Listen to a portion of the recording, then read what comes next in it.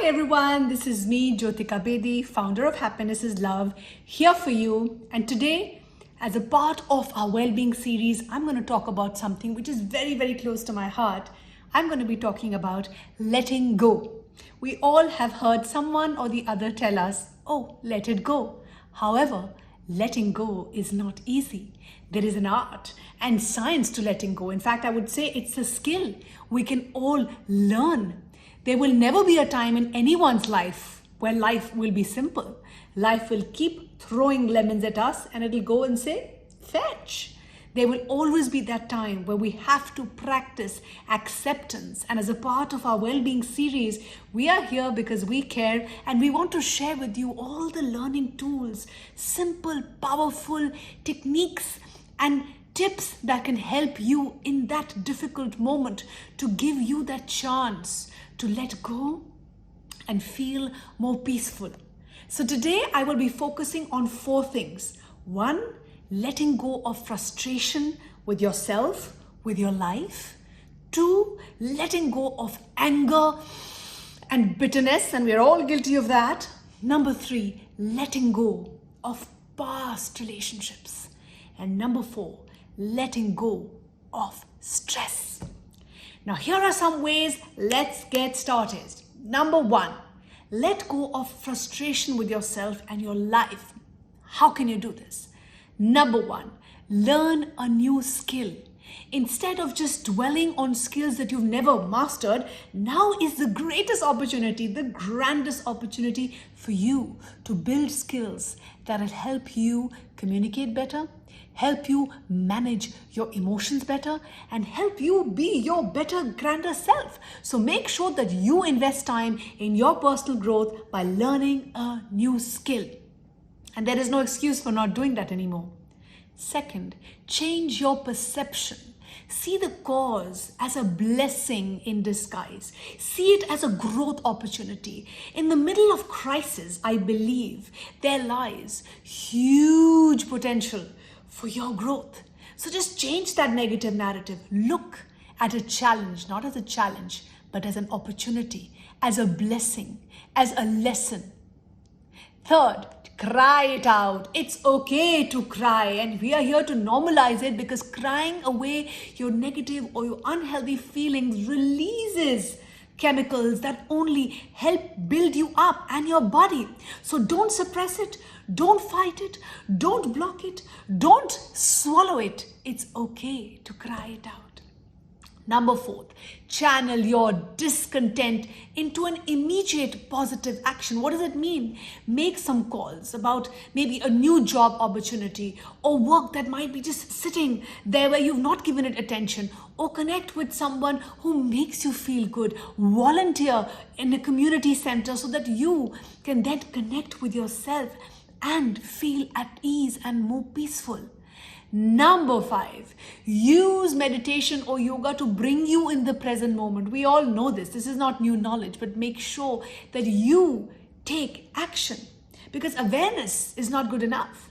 Acceptance is not good enough until you have taken action. So get your meditation app or get yourself a meditation mentor so that you can just train your mind to focus on the present moment instead of dwelling on the past or worrying about the future. And this is what we are all guilty of. Number 6, make your list of accomplishment, even if they are small. Just add them daily.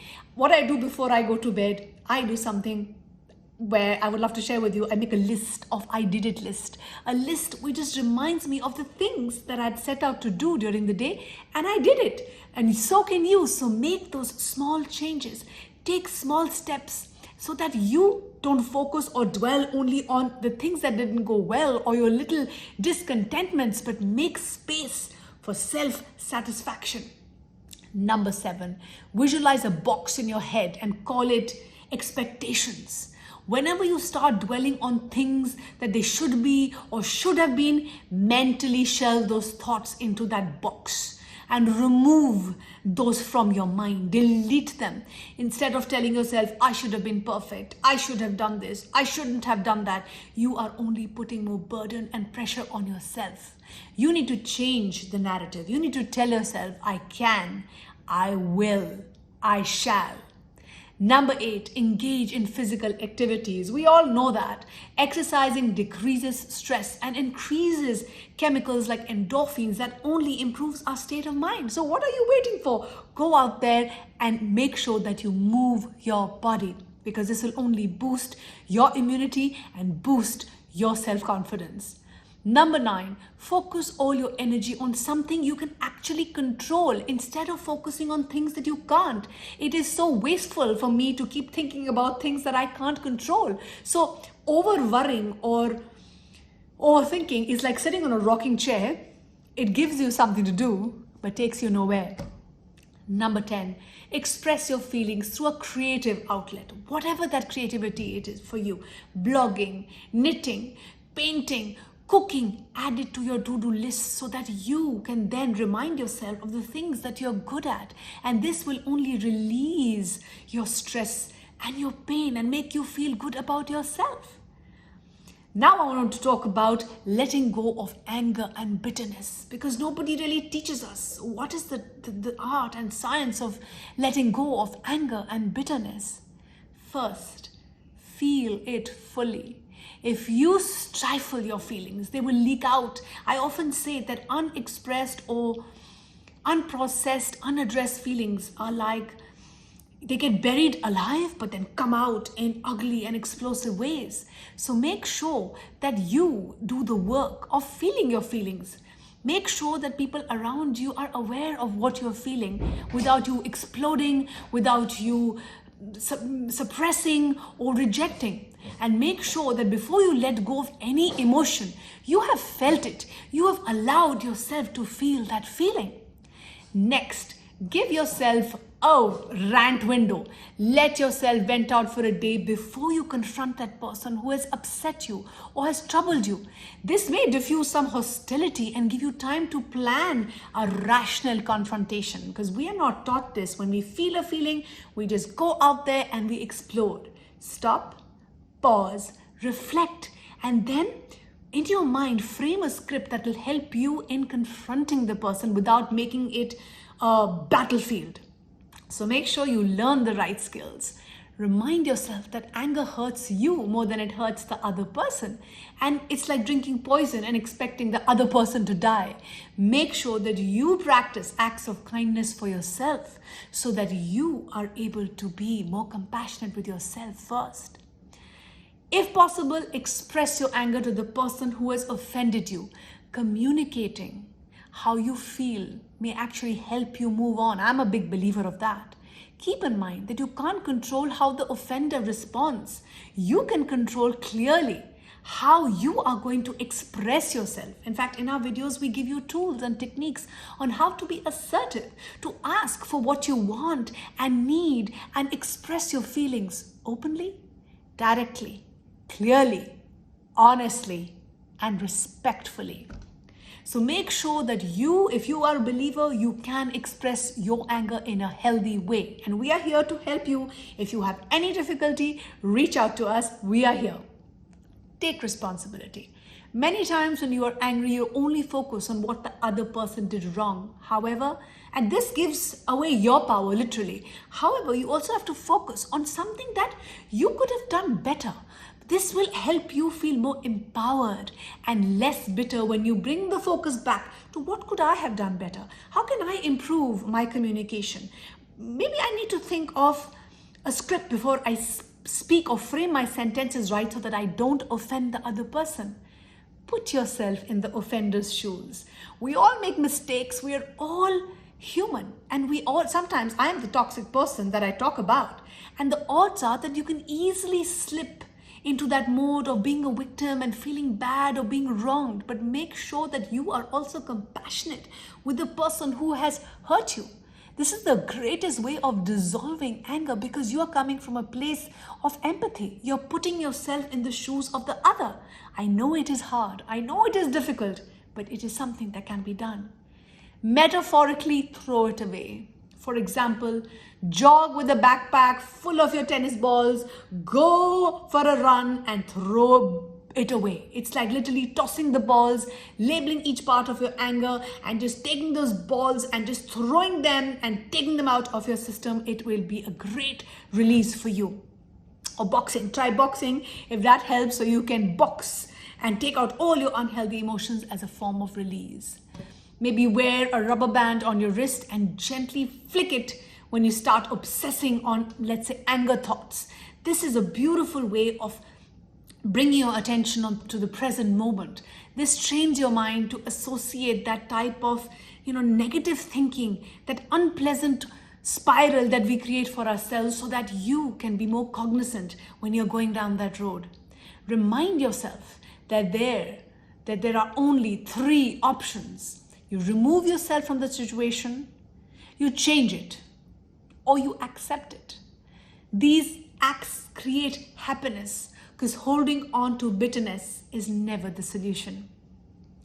Now let's talk about let go of past relationships. Identify what the experience taught you to help develop a sense of closure, because experience is our greatest teacher. So make sure that you focus on, what have I learned? How could have I done something so that it would have a positive impact? What is my lesson in this? Instead of just focusing on, why me? Why does this always happen to me? What did I do wrong? Change the narrative. Because 95% of the emotions that we all feel is because of the way we talk to ourselves. And sadly, we don't talk to ourselves in a positive way. Write everything you want to express in a letter. This is very powerful. Even if you choose not to send it, just writing that letter, clarifying your thoughts and your feelings will help you come to terms with the reality, and you will feel a sense of letting go and release. Remember both the good and the bad, because I believe that there is both. Everybody is not nice, but there is something nice in everyone. Even if it appears to you that the past was not perfect, but acknowledging this may minimize your sense of loss, that there is something good. It's easier to let go. And believe me, once you practice it, it'll be easier to let go than to just keep holding on and creating more pain. Unromanticize the way you view love. Of course, you'll feel devastated if you believe you lost your love, your friend, your soulmate. But if you think you can find a love that is amazing, or you can find love in ways that you start to practice self-love instead of depending on the other. Maybe this was your learning opportunity to focus your attention on loving yourself more, on accepting yourself more, investing in yourself more. Look at it as a way of redefining what love really means to you. Visualize an empowered you. The person you were before may not be the person you are now. That person that you're going to be is awesome, is amazing, is self-assured and confident. Positive visualization really works. Create a space that reflects your present reality. Take down happy selfies. Take down pictures which show who you are, so that you shine through. Delete anything from your past that is not serving you. Reward yourself for small acts of acceptance. Get a facial after you delete that number of a person who is not serving you, or a friend who is only pulling you down. Give yourself that reward, because you will then feel more motivated. Hang this statement somewhere if you see it. Loving myself means letting go. Actually, self-love to me really means that. It means moving on. Replace your emotional thoughts with facts. When you think, I'll never feel loved again, don't resist that feeling. Instead, move to another positive thought and say, I learned something new. I am lovable. I am love. These affirmations only remind you of the fact that you are worthy and you are lovable.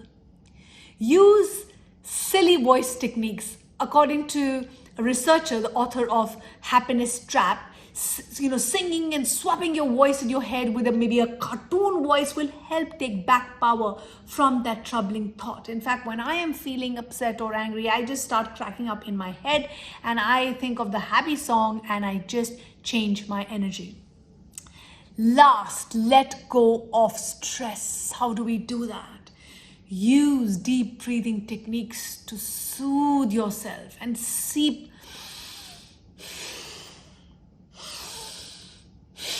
into the present moment. Make sure you do deep breathing to just bring your attention to the present moment. I have 3 children. I practice a lot of deep breathing because I need to during the day because it is exhausting sometimes with 3 kids and keeping you calm. So make sure that you immerse yourself in a group activity. Enjoying the people in your life may help you put your problems in perspectives. So don't spend too much alone time. I'm all for me time, but make sure you also do work with people in groups because this will help you learn. When you share, when you listen, you grow. Metaphorically, again, release it. Write down your stress and toss that paper into a fireplace, burn it out and release it. And again, consider this amazing quotation by Eckhart Tolle: worry pretends to be necessary, but serves no useful purpose. Questioning how your stress serves you may help you let go. And in moderation, stress is good because it propels you, it motivates you to achieve your goals. The problem is when it becomes excessive. That's when you need to manage your stress. Ask yourself, how am I feeling? Why am I feeling this? What do I need to do in order for me to feel better and calmer? Imagine your life 10 years from now. Then look 20 years into the future and ask yourself, realize that many things you're worrying about didn't really even matter or didn't even come true. Make sure that you organize yourself. It is so important to set small, realistic, attainable goals that will help you feel a happy feeling, which will boost your well-being. A small task done well will again increase your sense of control and decrease your stress levels. Make sure at the end that you laugh it out. Research has shown that laughter releases tension, improves your immune system, and eases pain. And if you can't relax for long, start just with 10 minutes. You can watch a YouTube video. You can talk to a friend who cracks you up. Just do something that you can laugh, because life is all about living, loving, learning, and laughing. I hope this video was useful to you. We love curating such content for you because we believe that together we can build a better, kinder, healthier, and a happier world for our future generation. Thank you for liking, sharing, and subscribing. Keep smiling, keep shining, and inspiring.